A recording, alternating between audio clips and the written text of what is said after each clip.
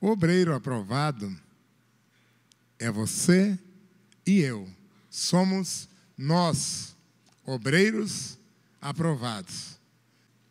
2 Timóteo 2, 14 a 17. Que bom, nós podemos meditar sobre este assunto tão importante.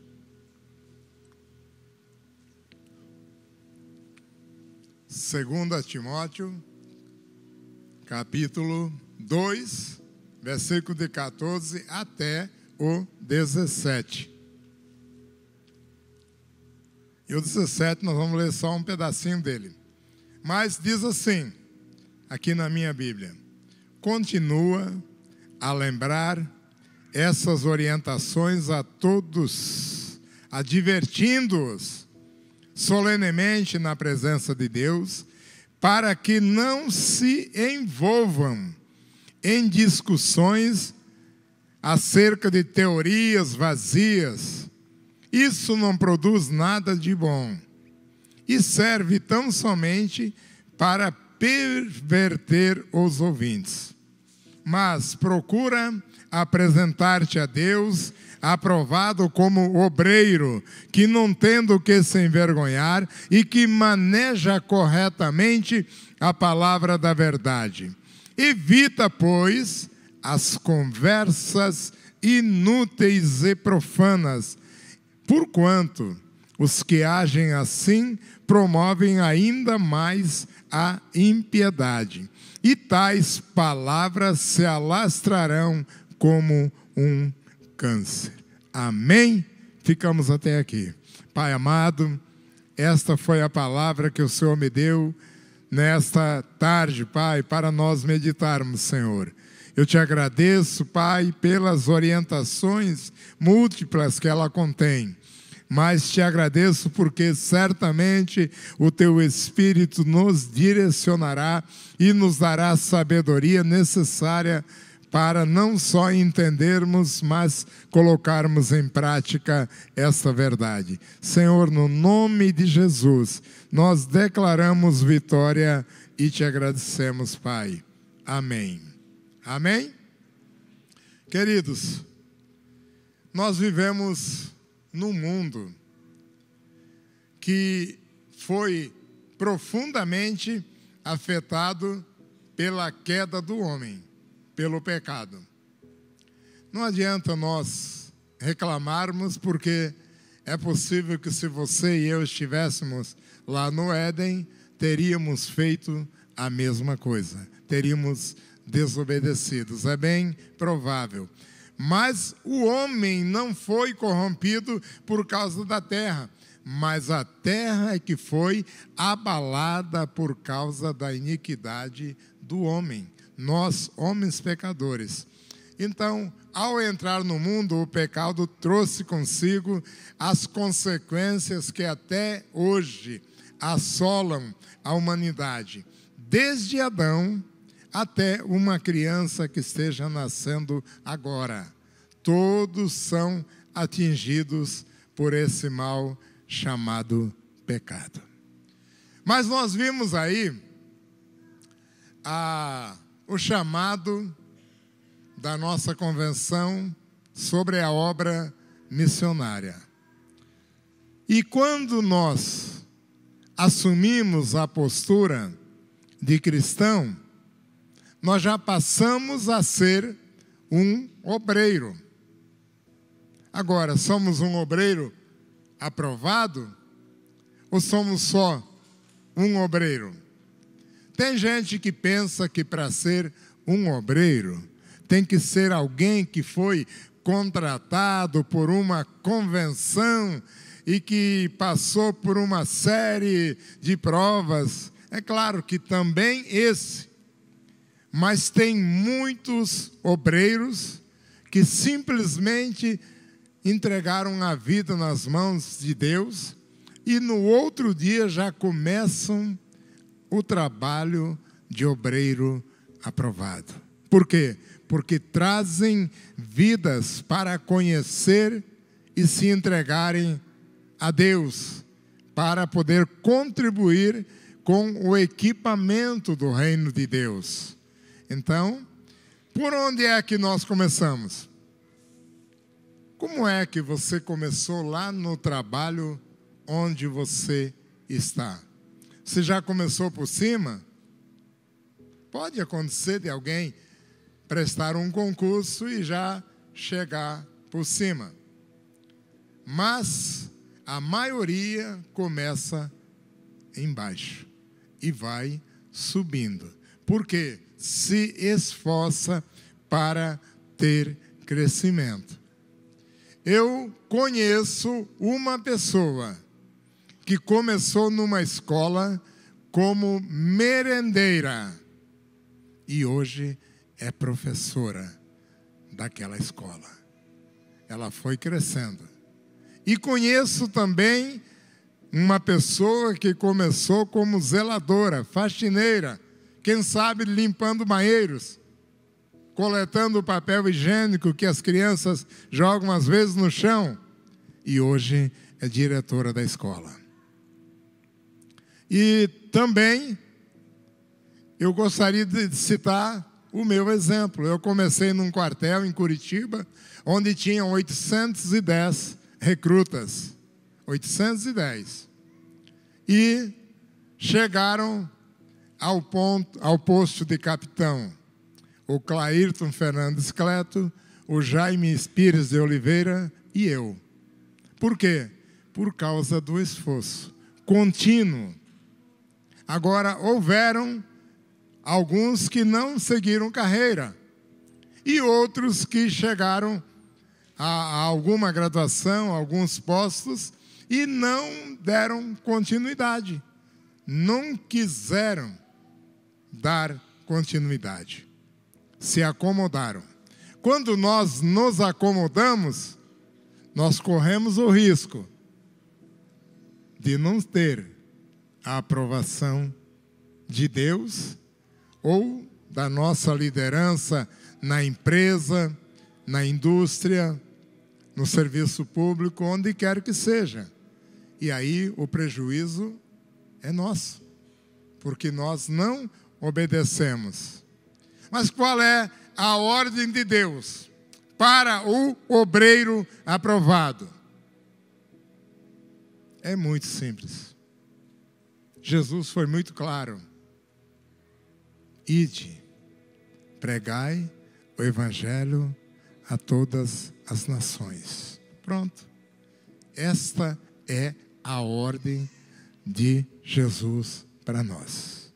Batizando-os em nome do Pai, do Filho e do Espírito Santo e ensinando todas as coisas que eu vos tenho ordenado. Então, a ordem é essa. Logo, todo o cristão é um obreiro do Senhor. Vou repetir. Todo cristão é um obreiro do Senhor. Um obreiro aprovado é um vaso de honra na casa do Senhor. Nesse mesmo capítulo de 2 Timóteo 2,20, diz assim: numa grande casa há vasos, não apenas de ouro e prata, mas também de madeira e barro, alguns para fins honrosos, outros para fins desonrosos. Por que será que Paulo citou essa questão? Queridos, sempre há um lado e o outro. Sempre. E o obreiro de honra, o obreiro aprovado, ele faz contraste com os falsos obreiros. Aliás, é assim, né? Não faz assim, não coaduna. Então, ele faz contraste com os falsos obreiros, com os falsos cristãos, que são aqueles que prejudicam a obra. E, às vezes, só usam o nome da instituição para querer caracterizar-se. Dizer, não, eu sou cristão da tal igreja. mas a prática do dia a dia às vezes não corresponde.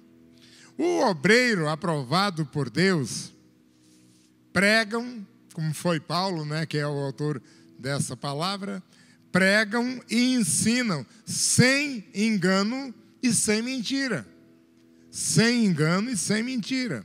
Então, Paulo era um líder muito zeloso, levava a mensagem de modo claro e entendível, obedecendo à revelação que recebera do Senhor. Ele recebeu. Aliás, não é só para Paulo. Tem que ser para nós também nos nossos dias. Nós temos que ter na nossa mente a nossa responsabilidade. O obreiro aprovado por Deus, que era o caso de Paulo, prega com pureza. Paulo pregava por amor a Cristo. E o seu alvo era Jesus. Ele tinha sempre na sua mente esse alvo e essa meta, né? Não deve ser apegado ao vinho, nem violento, mas sim amável, pacífico e não apegado ao dinheiro. 1 Timóteo 3,3. Então, não buscam também as glórias humanas. O obreiro aprovado por Deus não busca a glória humana. 1 Tessalonicenses 2,6. E não buscamos glória dos homens. Geralmente, nessa época do ano, aparecem muitos obreiros que usam o título de pastor e usam as suas igrejas para se promoverem em alguma atividade. Mas nós temos que estar apegados às coisas de Deus. Nós não podemos buscar honras humanas, mas sim as espirituais e de Deus. Quer ver um exemplo muito forte? João Batista, aquele que comia mel de abelha e se vestia com roupas de camelo, pele de camelos. Um homem simples, mas cheio de espiritualidade. Ele, segundo a Bíblia, era a voz daquele que clama no deserto. Ele entrou no palco da igreja só por um motivo. Só. Eu me arrepio quando lembro isso. Eis o Cordeiro de Deus que tira os pecados do mundo, do qual eu não sou digno nem de desatar as suas sandálias. E ele saiu de cena. Ele só ficou no palco até a hora, o momento em que ele apresentou Jesus para a humanidade. Este é um exemplo de obreiro aprovado por Deus. Mas também aqui no texto que nós lemos, 2:20, fala de vaso de honra. E Paulo, então, estava preocupado com a situação confusa que prevalecia ali na igreja de Éfeso. Hoje não é muito diferente. Nós temos que trazer a palavra para que ela possa clarear a nossa mente e o Espírito Santo nos levar a colocar em prática na nossa vida, na nossa casa, na nossa família, no discipulado, na célula, na igreja, no trabalho, na escola, onde quer que seja, a prática de vida de um vaso de honra que glorifica o nome de Deus. Não é só lá em Éfeso que aconteceu. Então, ele usa então essa analogia dos vasos para mostrar que na igreja existem pessoas sinceras e obedientes aos ensinos de Cristo, que são os vasos de honra, que dão testemunho na casa de Deus, com o quê? Com a sua santidade e a sua pureza. Com toda certeza, eu já repeti isso aqui muitas vezes, você lá no seu trabalho ou lá na sua escola é o único evangelho que as pessoas têm para ver. O seu comportamento vai dizer para aquelas pessoas quem é você de fato. Quem é você? O que você transmite com a sua vida, com suas palavras, com suas atitudes, com o seu testemunho? Que você é vaso de honra.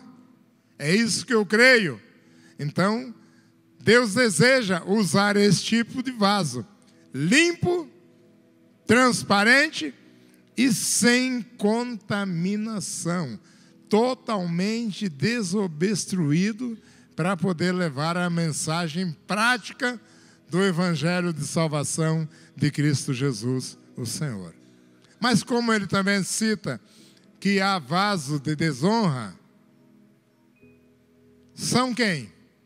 Os falsos cristãos, os falsos crentes, os crentes infiéis que causam problemas, que causam escândalo, que causam fofocas na igreja do Senhor.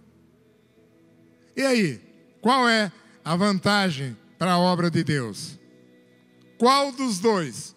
O aprovado ou o reprovado? Agora também nós lemos aí sobre as questões loucas. O que é questões loucas? Será que tem? Paulo era louco, era doidão? Eram as questões levantadas por falsos mestres, falsos cristãos, que traziam confusão dentro da igreja e não edificava ninguém. Não edificava ninguém. Discussões inúteis a respeito de doutrinas falsas. Então, queridos, o obreiro, ele deve rejeitar questionamentos que não edificam. 2 Timóteo 2,23, está claro aí. Evita as controvérsias tolas e fúteis, pois você sabe que acabarão em brigas. O que eram então essas questões loucas? Atualmente, queridos, muitos levantam indagações, até hoje continua, não mudou, tá?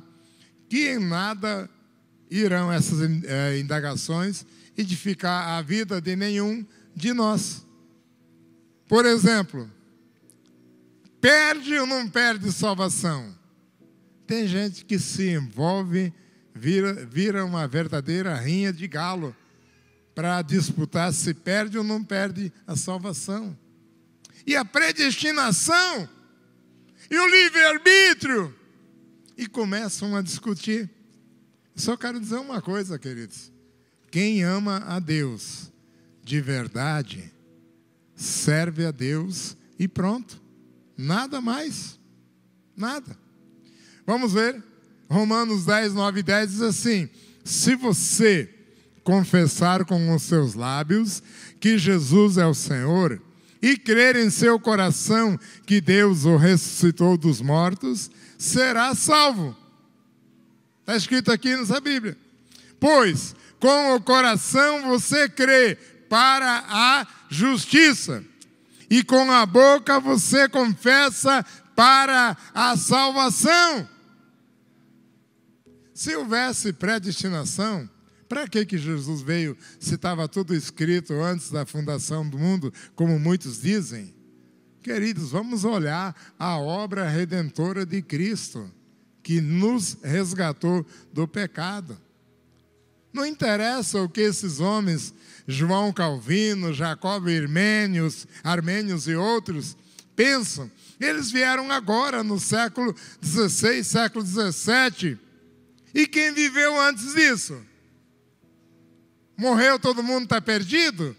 Não, queridos, o que conta é a Bíblia, que é a palavra de Deus. Amém? Procura apresentar-te a Deus. Procura apresentar-te a Deus. Você e eu estamos no mesmo barco, no mesmo nível, talvez com responsabilidades diferentes. Então, em primeiro lugar, qualquer pessoa, qualquer cristão deve apresentar-se a Deus. Senhor, eu estou aqui. Eu te recebi como Salvador. E agora? O que o Senhor tem para mim fazer? O que eu vou fazer? Então esse é o primeiro passo. Nos apresentarmos a Deus. Como o quê? Como obreiro aprovado. Aprovado como obreiro. Então ser obreiro é servir, é trabalhar, não é ficar acomodado. Quando alguém se apresenta como obreiro, como trabalhador, como qualquer coisa que vá exercer algum trabalho, alguma função, ele está se colocando à disposição para servir, para prestar algum tipo de trabalho. E é isso que nós fazemos. Então, ser obreiro é servir. Como quem? Como Jesus. Com humildade, com amor, com cuidado. Em Marcos 10, 43 a 45, ele fala assim, olha, aquele que quiser tornar-se importante entre vocês, deverá ser servo. E quem quiser ser o primeiro, deverá ser escravo de todos. Meu Deus, é muito forte mesmo. Pois nem mesmo o Filho do Homem veio para ser servido, mas para servir e dar a sua vida em resgate por muitos. Amém? Queridos, se Jesus veio só para servir, quem sou eu? E há muitas pessoas que desejam se colocar no lugar de Jesus, no lugar de honra, no lugar, num posicionamento, mas tem que começar por onde? Lá pela cruz. E isso já foi feito por Jesus. Eu só tenho que receber isso para mim, para a minha vida, e passar para outros. Que não tem do que se envergonhar. O obreiro aprovado, então, ele não tem motivo para se envergonhar. E nem mesmo teria motivo para se orgulhar, pois está realizando não a sua própria obra, mas a obra do Senhor. Então, se a obra for bem-sucedida, a honra e a glória é para Deus. E se foi uma obra que fracassou, certamente a culpa é minha. Eu devo ter errado em algum ponto. Que maneja bem a palavra da verdade. Manejar bem a palavra da verdade é o mínimo, então, que se requer de um obreiro aprovado. É o mínimo, porque é o nosso manual de regras de prática de vida e de fé. Então eu tenho que conhecer. Para isso nós temos a Escola Manancial, todos os domingos, 8 horas da manhã. 9 horas o segundo nível da Escola Manancial.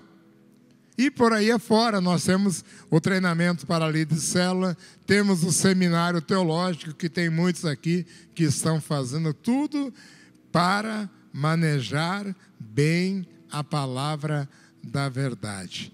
Tudo o que fazemos, então, precisa ser baseado na Bíblia para sermos bem-sucedidos, tá?